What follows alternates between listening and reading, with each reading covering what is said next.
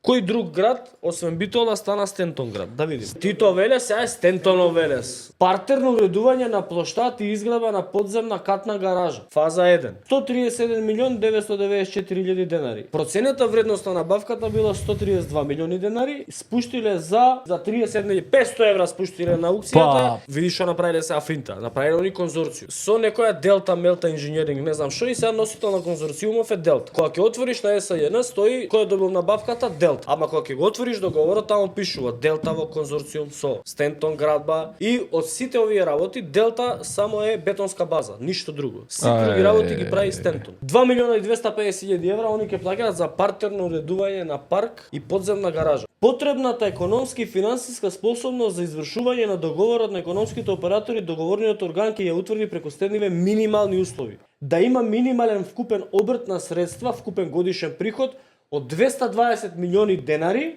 за секоја година поединечно за последните 3 години, 21, 22, 23.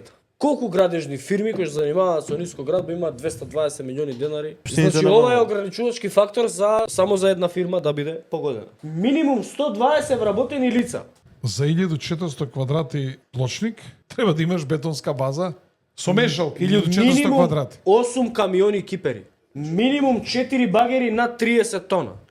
Знаете колку се те 30 тонски багери? Па тие се за рудници. 2 ваљаци над 10 тона.